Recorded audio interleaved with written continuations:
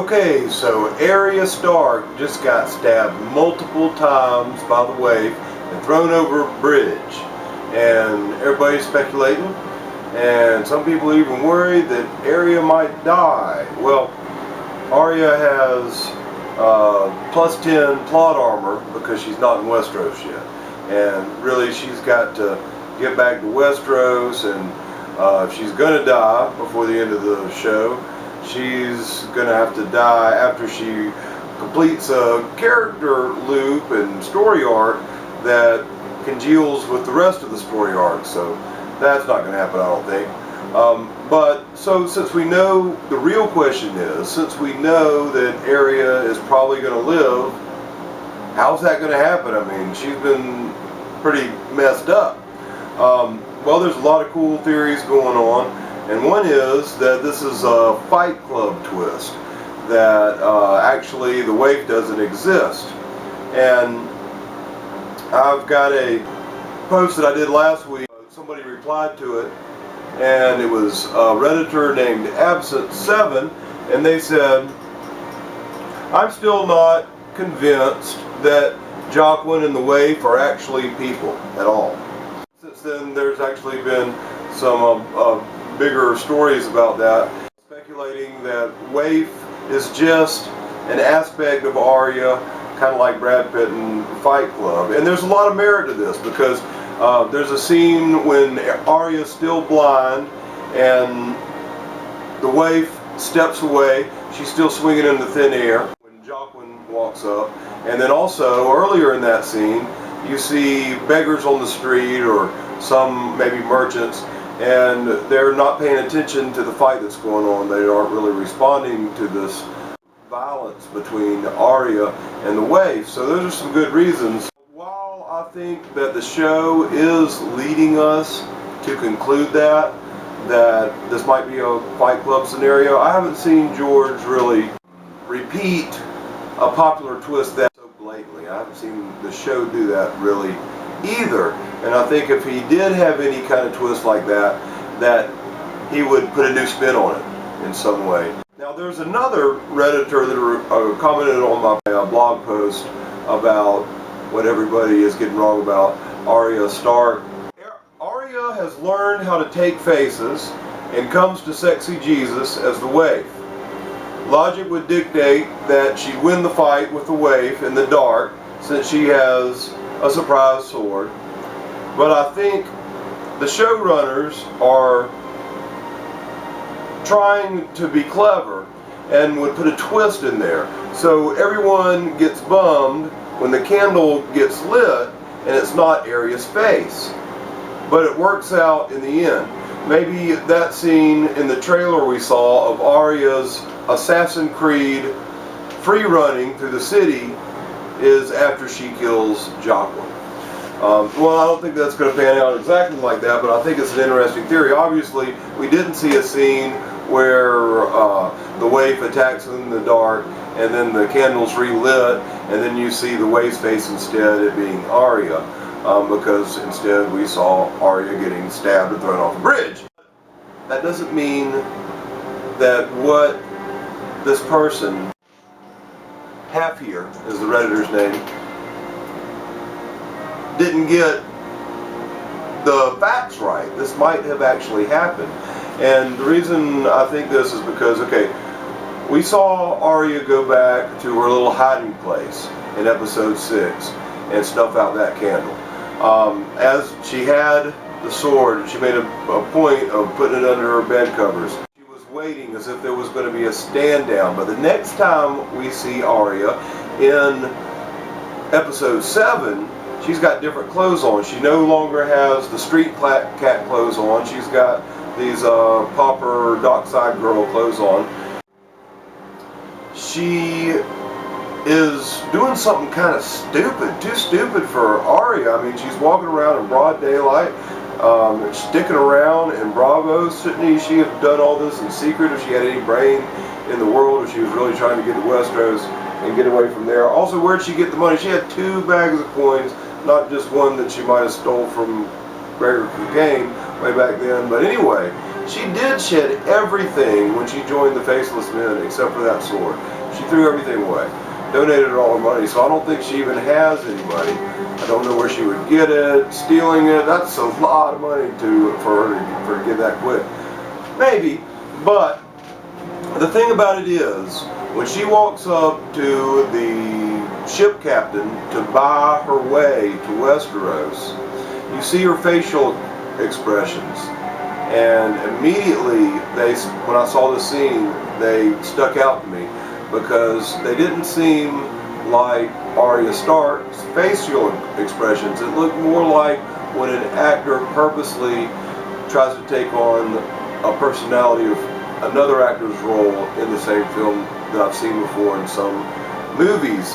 And I think that in the scene that I'm about to show here, you'll see where Arya makes facial expressions that are very much like you would expect from the waif and look very out of place on the face of Arya Stark.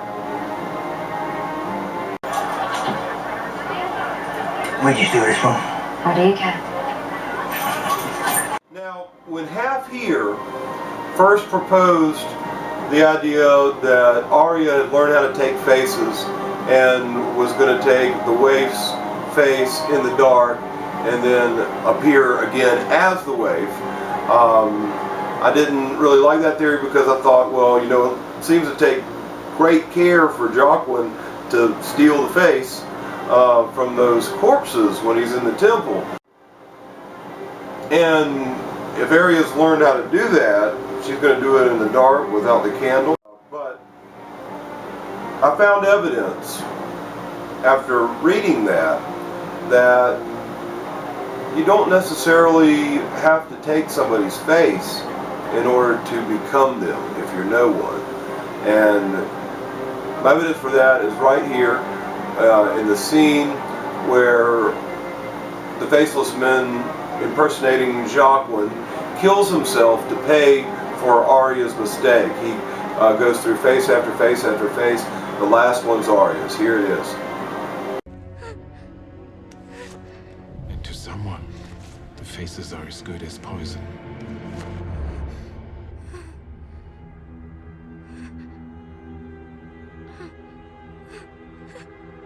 So what I think we're seeing is not some kind of dream sequence or flashback or a fast forward. It's not a Fight Club twist that we're seeing there. I think what's going on here is that the fight has already taken place, basically.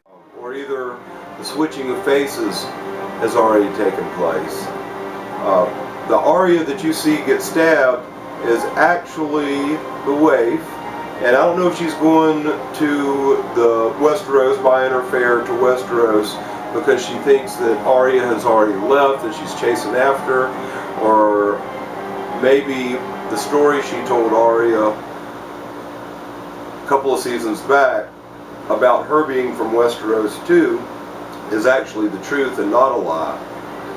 But I think that it was the waif who got stabbed and that it was Arya impersonating the old lady and the waif who stabbed her and pushed her off the bridge. In the previews for next episode, you can see a scene where it looks like the waif is chasing Arya through the street, and she looks around. She's also, the waif has got her hairstyle a little bit more like Arya than what we've seen in the previous episodes. So I think that might be a little clue too.